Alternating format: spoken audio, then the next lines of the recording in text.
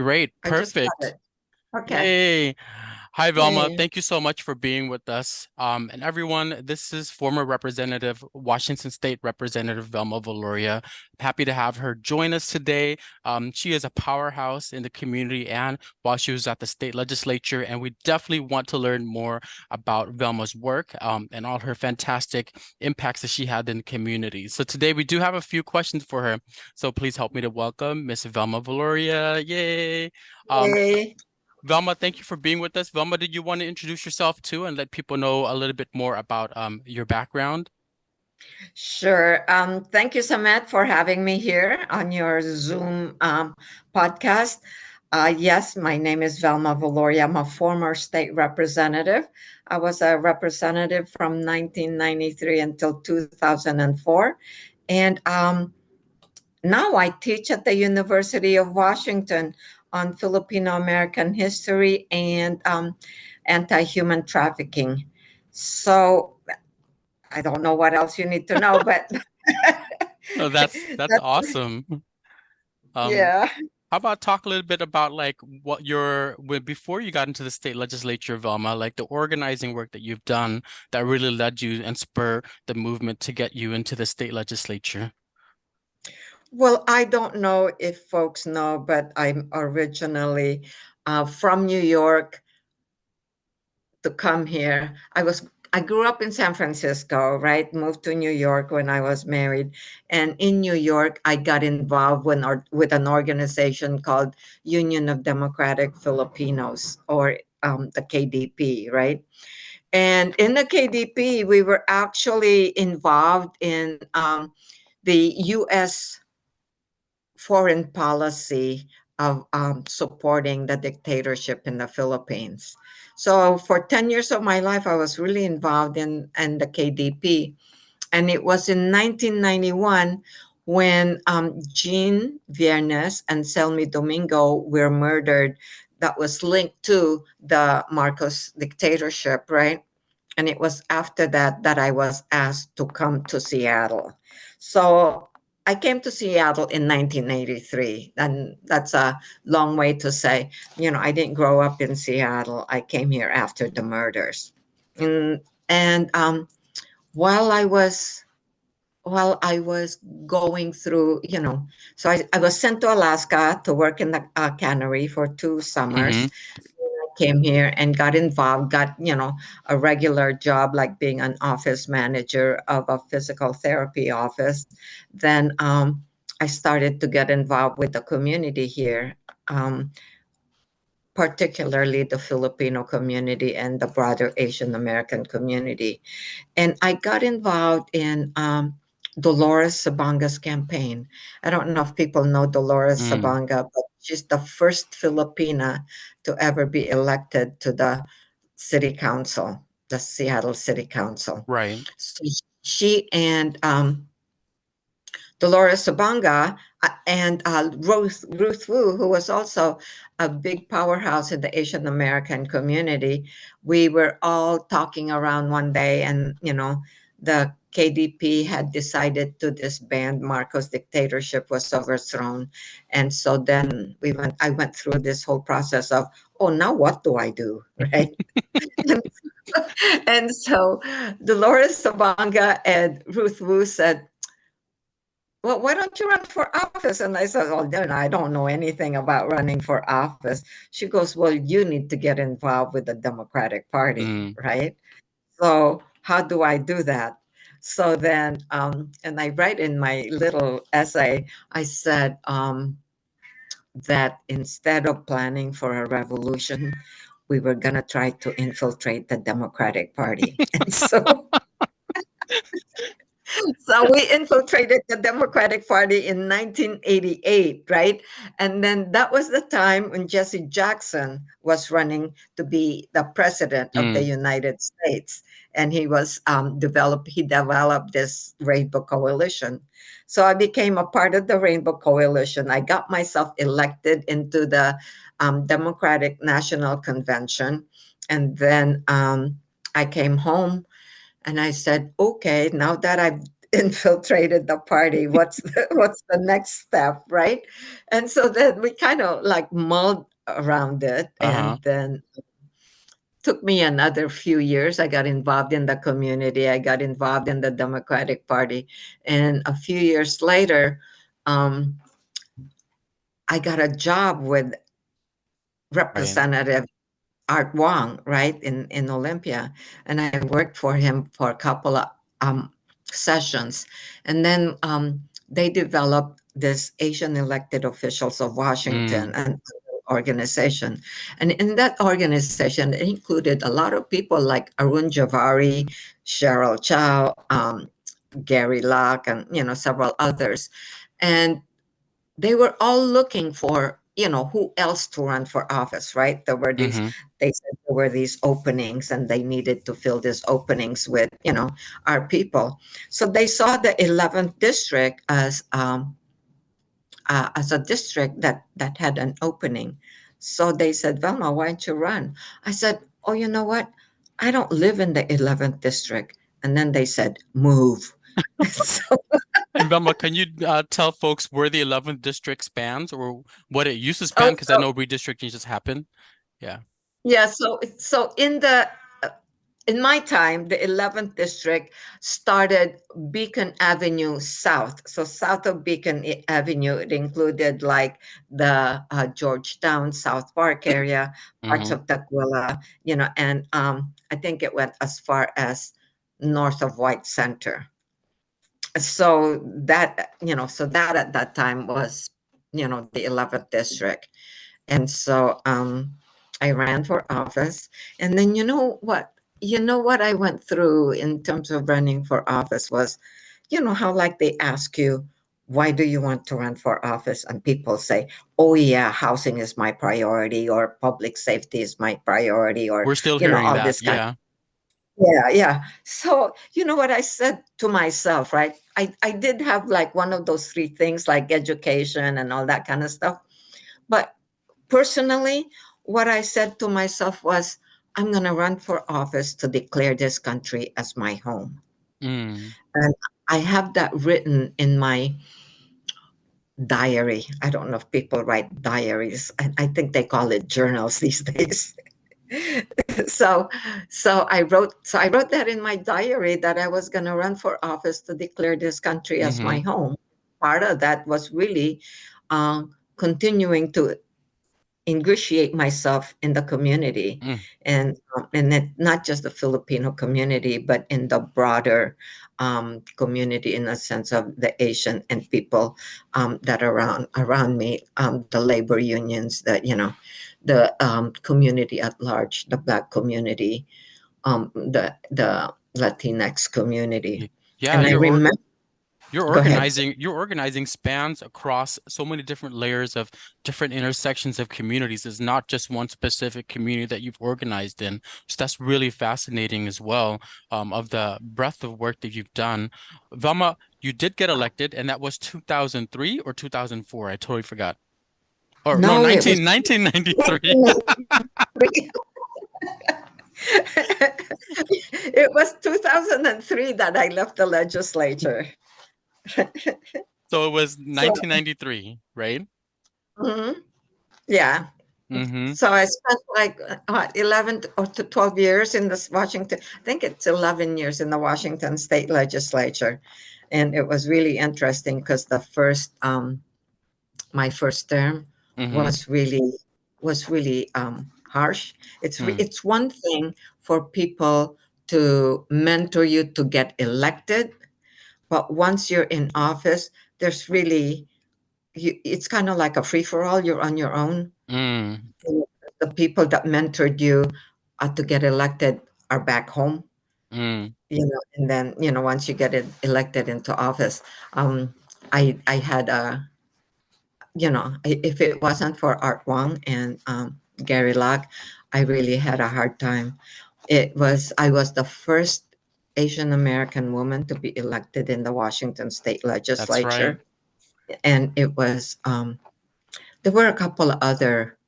Um, Rosa Franklin was one of the African American legislators, and then Margarita Prentice, who was my seatmate, was also another one. Those were I think those were the only three.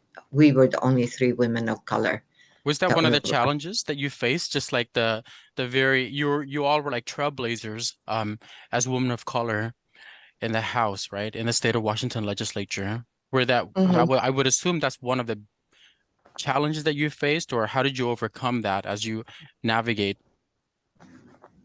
Well, you know what's really interesting is I have never planned to become an elected officials. You know how like people plan to be an elected official when they're young, etc. I had never planned to be that. And then for me, as an immigrant and a person of color, I felt really isolated. And Mm, at the same time, I felt privileged. Because how many people of color can, especially Filipino women, can get elected into an office like that, mm, right? mm-hmm. So I felt a certain amount of privilege, but I also felt pretty isolated. But, being I guess I'm a gregarious person, and I needed to develop the relationships pretty fast because the session was here. I I my bills had to be sponsored. I needed Mm-hmm. to get people to sign on to it. I needed people to understand what I was doing, etc. I had to learn pretty fast to get it done, to get what I needed to do done. Velma, can you talk about one of the most significant bills that passed that was yours that you sponsored, the anti-human trafficking bill that got replicated nationwide? Yeah, so let me tell you, I tell this story pretty much because at the time when the bill was being put together, people didn't know what human trafficking was, right? So we worked with Emma Katage from API Chaya. Tishang Diongson was also there. And then Dr. Sutapa Basu. We all had a conference on human trafficking and what it was all about. So it was kind of like a way for us to educate the public on what human trafficking is. From that conference, we figured we needed to put forward a piece of legislation. Prior to that, there were three murders that happened inside the King County Courthouse in 1995. There were Mm-hmm. these three Filipino women. One of them was a mail order bride, and two of them were her friends that were murdered inside the King County Courthouse. And we took a look at that and we said, well, maybe this is domestic violence.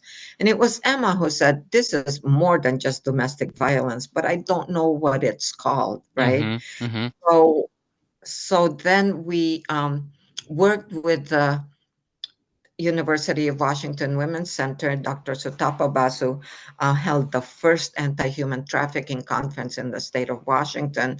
And shortly after that, we went to ask for money from the state.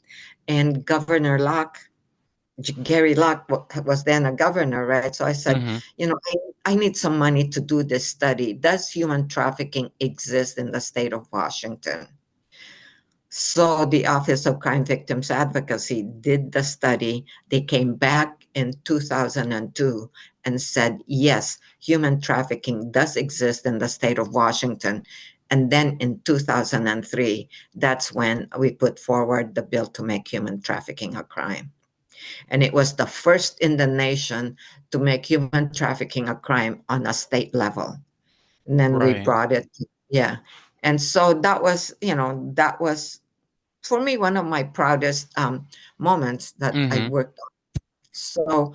So now we're doing, several other legislators since then have put forward different types of legislation around anti-human trafficking and Mm-hmm. services to be provided to to the survivors.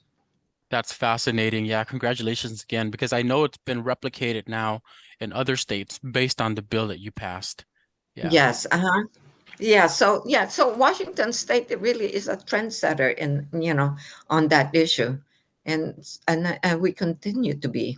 So sure. I really I really appreciate those that followed me to, to continue the struggle and, to make Yeah. sure, the survivors are protected. Fascinatingly too, just a little switch with the work that you did at the state legislature, that you also chaired, one of the committees that you chaired brought you to actually go to Cambodia and help to form the sister city. Can you talk about that? Oh, so it was like my second term in Cambodia, second term in the state legislature. And I got to know some of the people in the Cambodian community, some of the leaders in the Cambodian community. And they said, Velma, what does it take to make, a city be a sister city of Seattle? And I said, I don't know. Let me find out, right? So we went to the city and we said, so what does it take?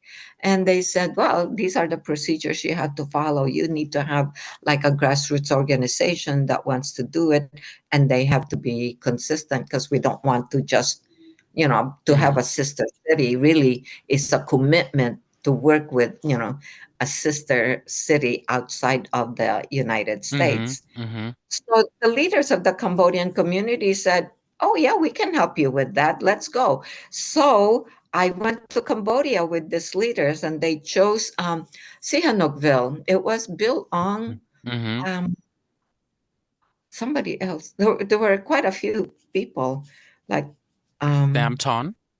yeah, Samton was part of that. So there's, so these leaders said, let's go to Cambodia and take a look at what we want to do. So they brought me to Sihanoukville. And the reason we chose Sihanoukville was because it had also a large port Mm.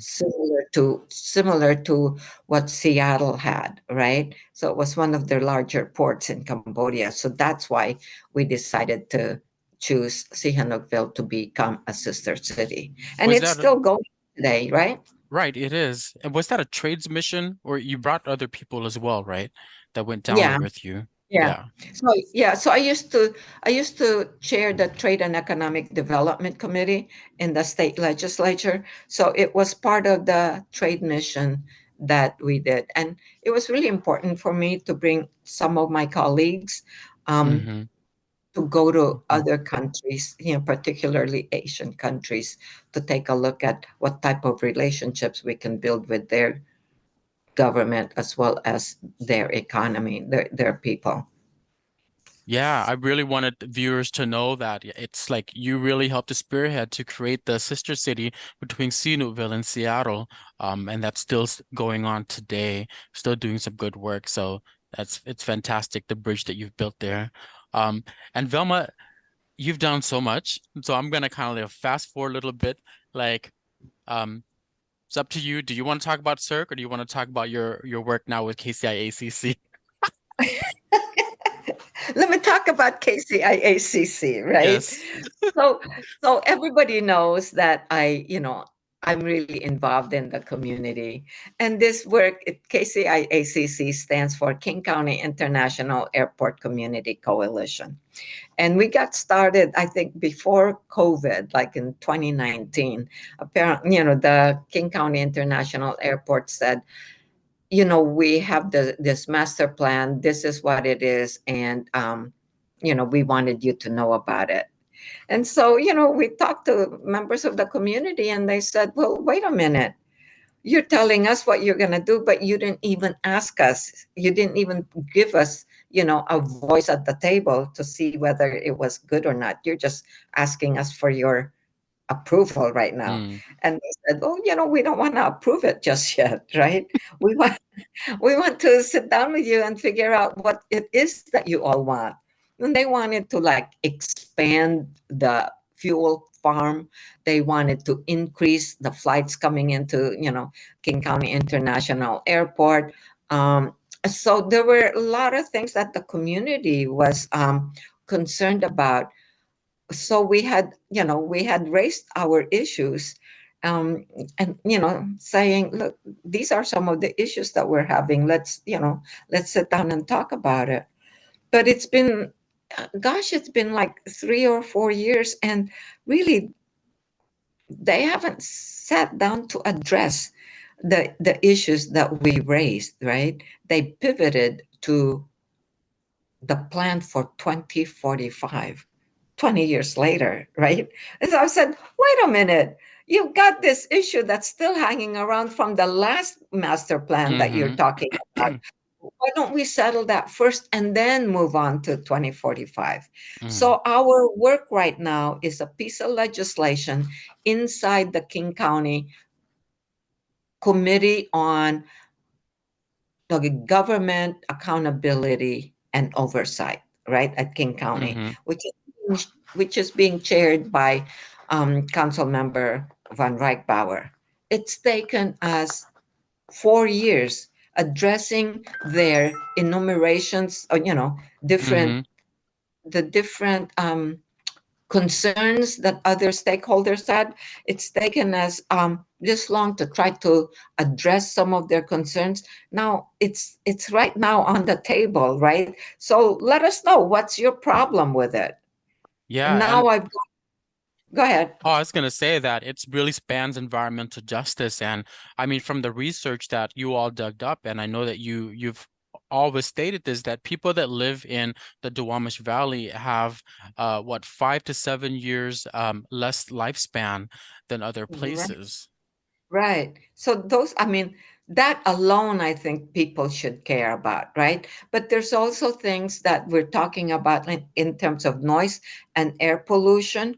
The communities like Georgetown, the Duwamish Valley, South Park, the Allentown, Beacon Hill, all Mm-hmm. these communities are directly impacted by the airport and things that are happening around it. So we thought that in terms of the health of the people around those neighborhoods, the nearby airport communities, um, it's pretty significant. So when you talk about environmental justice, these types of issues are not felt like in Madrona, for example, or Mm-hmm. in Ballard. They may have other issues, Or but Mercer Island.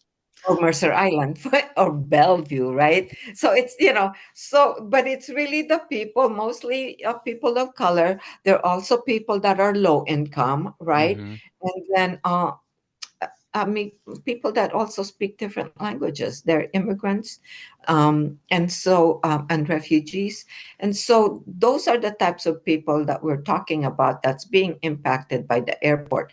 And we're not saying we want to close the airport, right?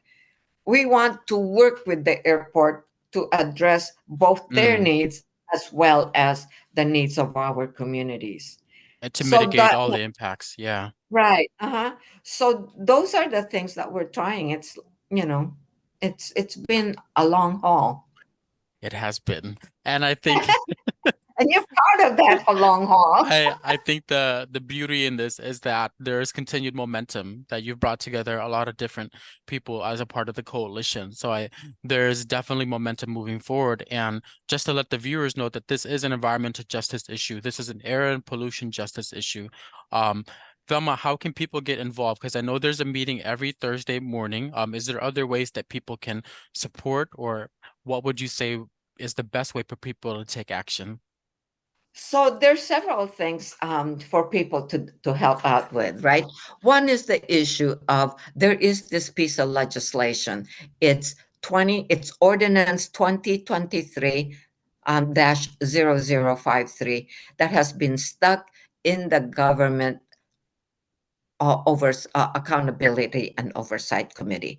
I would really like to have your viewers contact the members of that committee, which includes Jeannie Cole-Wells, Dave Upto-Grove, Joe McDermott. Joe McDermott is, thank God for him, he's the vice chair of that committee, and he is the sponsor of our ordinance, right? But put pressure, please, on the chair, which is Peter Van Reichbauer. Send in letters saying you support this ordinance and you want to support the residents in the area. And then the other part too is if you're a member of a union. So the excuse that that people have been saying is that the unions are against it. So in particular, SPIA, which is the Boeing Mm, union, they said the Teamsters is part of that. The pilots, they are against it, and they actually wrote a letter to King County Council saying, don't pass this mm. ordinance, right? And get a table together. Why are they so So if afraid you of it? I don't know. They think that, we've got all these, I don't know. I think it's because we're little people and we have the power. We just need more people to really create the revolution, right? So yeah, so So fantastic. I'm gonna put that in. So viewers, I will add all that information so that you can actually click and send or connect. yeah, And then the yeah, meeting happens every Thursday, right, Velma, at 8:30 yeah, a.m. Pacific time. So if people are right. interested, we can drop info on that as well. Yeah. Yeah, that would be great. Velma, you've done a lot, and I know there's a lot of people you have mentored.